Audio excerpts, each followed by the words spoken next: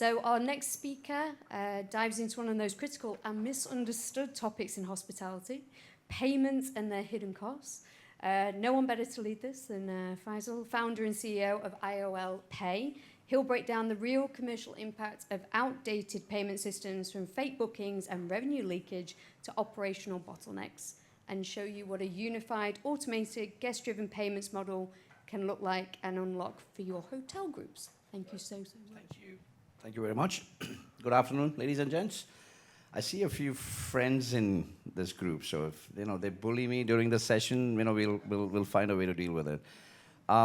So yeah, this session is not about AI. A lot of people, yeah, you have a question?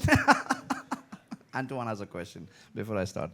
But it's a really serious topic, right? I mean, at the end of the day, we are businesses, and we're in the business of making money, right? So there's a lot of aspects to how we get there. I mean, we talk about revenue management, we talk about distribution, we talk about commercial strategies, we talk about so many different aspects, but bottom line, right, our business here is about making money. And we see the challenges that hotels basically face. We've been dealing with this. This is my third company actually within the group, right? So we've been in the travel industry for like almost 30 years. We do a lot around hotel distribution, and this is my COVID baby. I call it a COVID baby, right? iOL Pay. So came up with this whole thing during COVID. And we've been doing some really cool things since then. Before I start, I just want to get a feel of the audience. Hoteliers, hands up. Just want to know, oh, that's good, that's good, that's good. Technology folks, a few, that's nice. Anyone else? No, good, we're good. Antoine, I don't know what he does. So we need to figure it out. But do I have a clicker here? So let's go. Right. All right. So when we talk payments, right? Let's break it down first of all. So payments, as you can imagine, in the entire journey, right? And I'm not talking about just consumers here, right? We're talking about every payment that comes through your, into your coffers, right? So as part of a distribution strategy, right, we look at various channels. So you got your brand.com, right? Obviously, which is your face to the to the world. AI chatbots are coming along as well, and it's a booking engine, right? I always say this. I've rarely seen it to be an e-commerce platform. So do you guys understand the difference between a booking engine and an e-commerce platform? It's like going to Amazon and placing an order, or going to Careem and placing an order, or going to Deliveroo and placing an order, and just placing an order, and I don't pay, right? It doesn't work that way. I go to Emirates.com and I book a flight. I don't book a flight. I complete the transaction, right? So the payments is a very important aspect of a transaction, of an order, of a booking. Except brand.com, majority of our websites, as you can imagine, right, they don't deal with payments. We'll cover that in a sec, why that happens and what the issues are, what the challenges are. But that's only your one channel, right? That's consumers booking on your brand.com. Then you got your CRSs and channel managers, where the whole world connects into you, right? All of your dynamic distribution and your bookings and Expedias and bed banks and wholesalers and IOL. We are one of the platforms as well that do a lot of distribution. And they act as a merchant, right? So they collect the money from their customers effectively, and then they're sending down a payment, right? Generally speaking, we call it as a virtual card, a VCC. Everybody's familiar with that, right? A virtual card. Now, that all lands into your PMS, right? Everything just sits in the PMS. Now, there are obviously a lot of compliance issues, right, about card data. I'm sure a lot of you are familiar with that. There's a lot of issues around, depending on where in the world you are, there's different levels of challenges and issues as well. We'll cover that in a sec.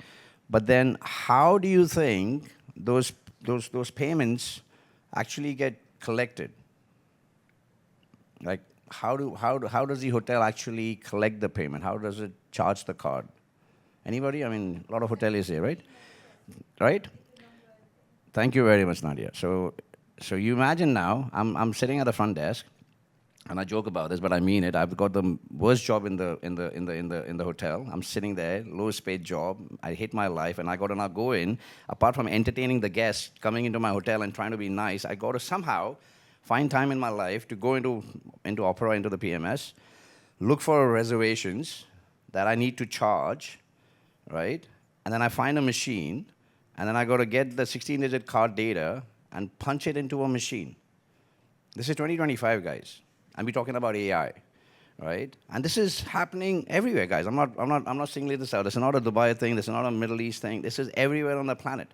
And God forbid if that card fails, which happens, right? And especially with virtual cards. I'm sure you guys are familiar with virtual cards. It's a programmed card, right? Virtual cards is programmed for a specific currency, specific amount, specific activation date, and a specific expiry date. It's programmed. It's a single-use card for most cases, right? You get that wrong for whatever reason, and all hell breaks loose. And this has happened to me personally multiple times. My own virtual card. I'm the goddamn virtual card. It's my virtual card. I know it's coming from my company, from my system into a hotel, and they say my card doesn't work. And I can pull it on the app and see that they charged the wrong amount, or they charged it when it shouldn't have been charged, right? And then that entire guest experience is gone to hell, right? Because as far as the front desk is concerned, I need a payment before I let you in. And so many times they will end up making the guest pay again, right, on their personal card, till I sort out the issue with your agency. That is insane. That is ridiculous, the entire life cycle. And I'm not saying that happens with every booking, but at the end of the day, we're relying on human beings to process that manually, right? So few issues concerning that, right? Sorry, I go. Right, so we talk about compliance because, and I know for a fact, I'm sure you might have heard about it, you might have been impacted as well. Card data can get compromised. And I'm not just talking about cyber attacks. I mean, cyber attacks is a different level, right? If somebody hacks into your systems and steals all your card data, I mean, happens all the time and can happen to all of us, right? And there's so much you can do about it. I'm talking about human beings stealing card data, right? I mean, we've had instances where people at front desk have taken card data and gone and charged that card somewhere else and disappeared. Because remember, it's a card, right? I can just punch it on any machine. And we've seen that innumerable amount of times, right? So the access of your card information, your payment information is very, very critical, right? We all protect our cards from our perspective. The question is, what are hotels doing about it? And more importantly, what are the technologies, that are part of the hotels actually dealing with this from their perspective, right? So this is a huge issue, PSD2. I mean, I don't know if you guys are aware, but there's already PSD3.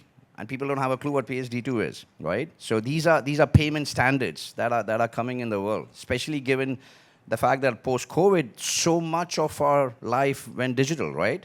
Pre-COVID, I remember, I mean, I'm a geek, right? And I would still think twice about which website I would actually put my card. Yeah, during COVID, who cared? We just wanted everything online because we couldn't do it otherwise, right? So we were just so used to just putting our card information online, right? The point is, how does that then get dealt with and managed and secure within your environment? Right, so that's a real issue. We've seen hotel audits fail. In some of the markets like Europe, because the compliance is so strict, we've seen actually hotels failing the compliance in the audits, and that's not okay, right? And then that's just going to get even more and more difficult as we move along. We talked about payment collection, of course, the way the payments are collected.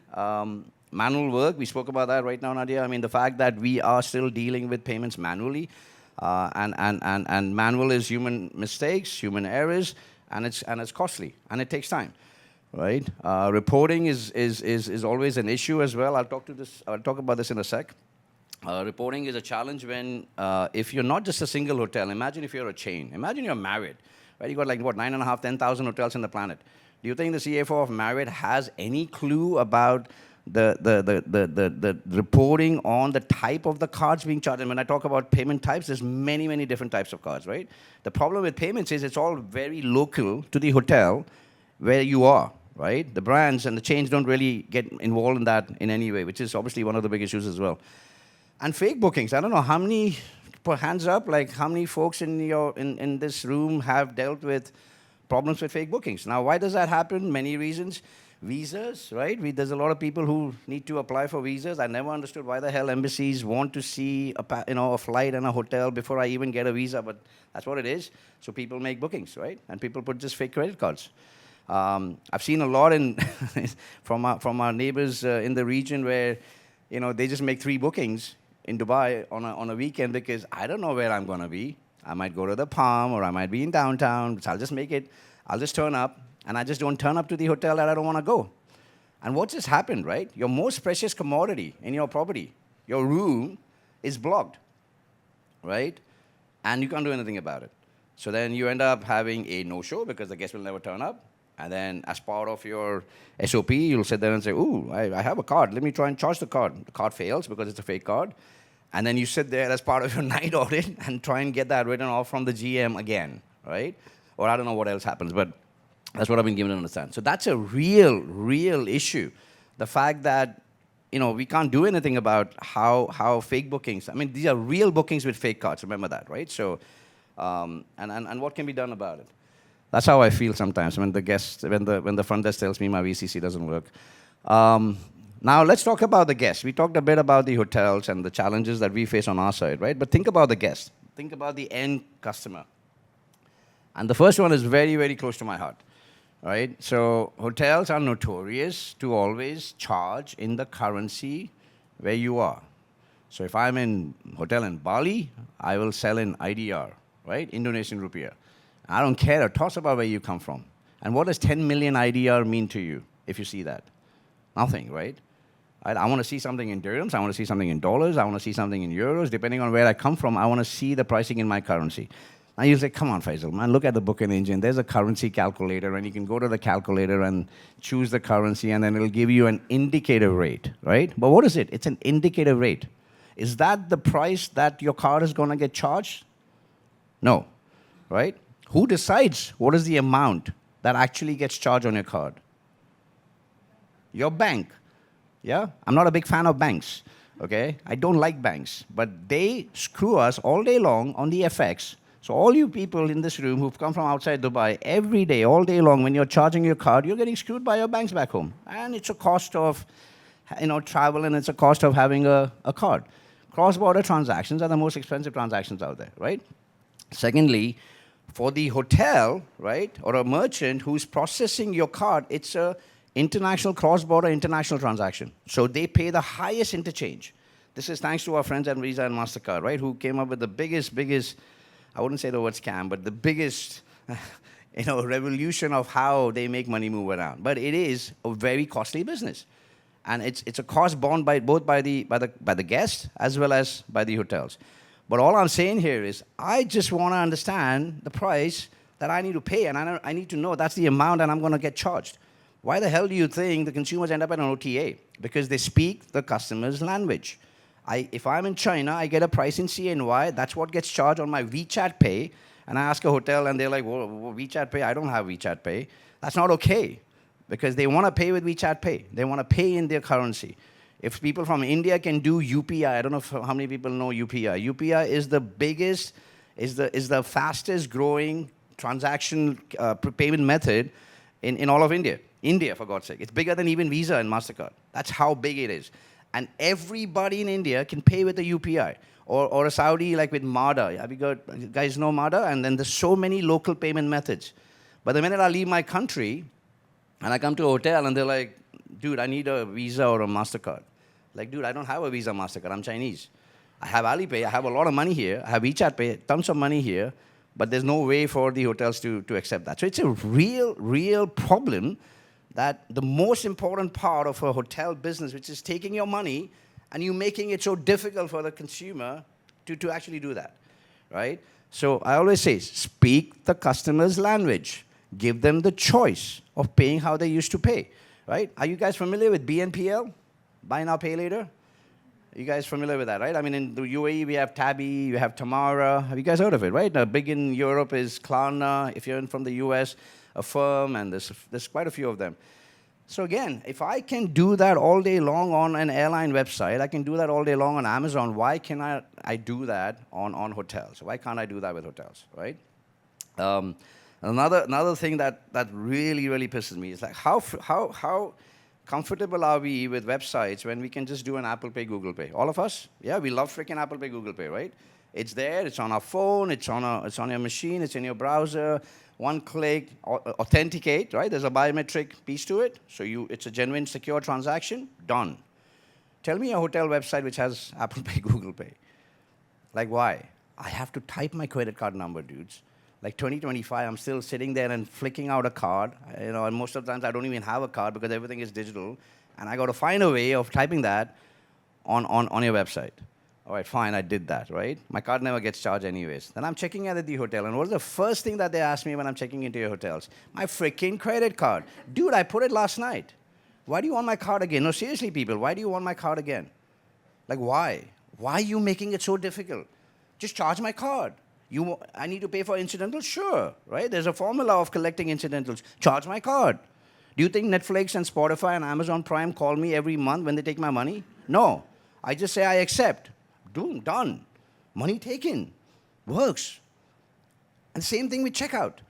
Just because I've spent more money than what you took, right? At the time of checkout, I got to go through the same crap all over again, right? It's insane, guys. Like, why and how is this okay, right? So that's challenges from a consumer standpoint. We cover these 3 things, 4 things, repetitive card handling, right? I'm going to use my time, okay? I'm going to be a half an hour till people leave.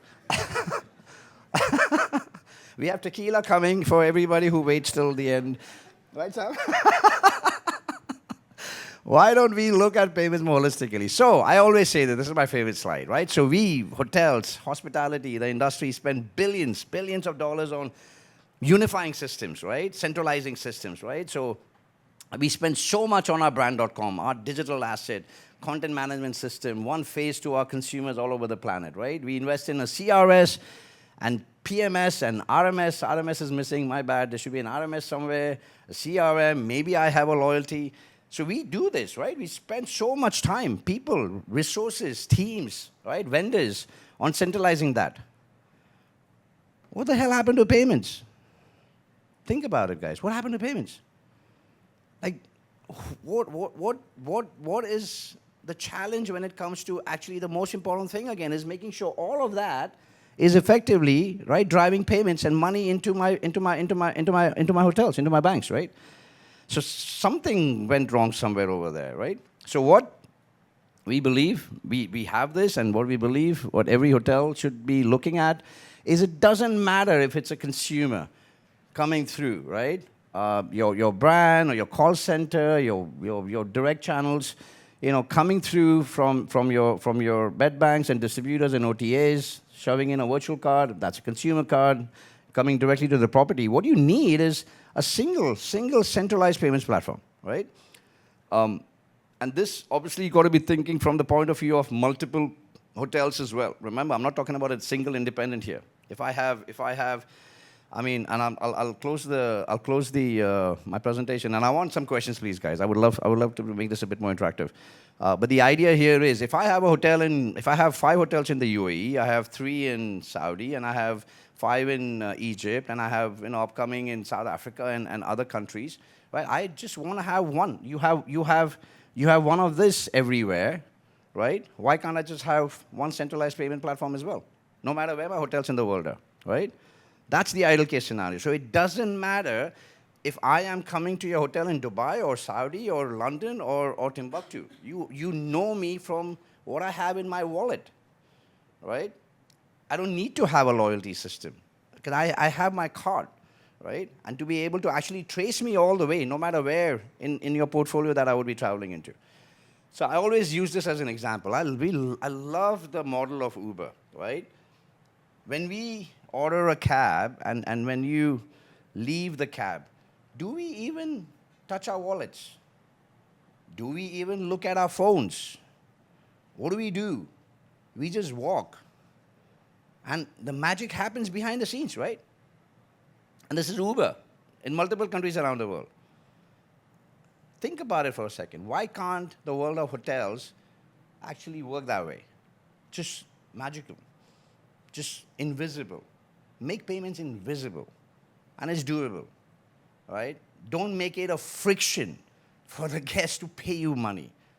Make it easy. Make it convenient, right? And just make it invisible. Give them the choice of how to basically for them to be able to pay you, right? Obviously, that drives more guaranteed income so that if I have, this is another audit we had done for a chain recently where we were like, hey, we spent time with the revenue folks and they come up with all these strategies, amazing strategies, don't get me wrong, right? So we're going to come up with advanced purchase rates and non-ref rates and we get, we're going to do promotions and discount it because why? Because I want the money, right? And then you go and do an audit on when the money got collected. Seriously. When do you think it got collected? On the day of check-in. Fuck, amazing. So I come up with this crazy sets of discounts, and I just don't collect. That's cash. That's money on the table. And the guest says, take my money, right? I mean, I pay the airline at the time of checkout. I'm okay. You can collect my money if I'm booking a non-ref, or if I'm within cancellation, or if it's an advance purchase. But it doesn't happen, right? And by helping and allowing the guest to just be able to like literally follow through, it doesn't matter where in the world I travel to. I just want you to be, it's like Uber, right? It doesn't matter where in the world I am. It gives me a price in the local currency, in my currency, where my card was issued, and just helps me basically just pay real time, behind the scenes, invisible, right? This is a very complex slide. I don't want to talk about it, but I'll just talk about this flywheel here, right? So it goes from tokenization, it goes into VCC, collection reconciliation, automating check-in, checkouts, whether it's call centers, payment links, being able to send that to your partners, no matter what different types of payment methods, right? No matter, again, what currencies I need. Languages, of course, is very important as well. So I'll just end this, and like I said, I love some questions, but I'll end this with a real beautiful case study. And I have my brother Sam here in the room. Rotana, how many hotels? 80. How many countries? 36? How many? Countries. 20-something, right? It's no worries. So 80-something hotels, 20-something, 25 countries, and iOL Pay for the last, I think, about 2-3 years has been the centralized, singular payments platform, automating absolutely every payment that comes through, whether it's from brand.com, where we sit on brand, we sit on the CRS, we sit on the PMS, literally automating everything, collecting the money when the money is due, and doing the reconciliation real time back into the PMS, right? Literally helping the guests pay in their local currencies, all the stuff that we talked about. And we have a great example here as a case study. So thank you for your time.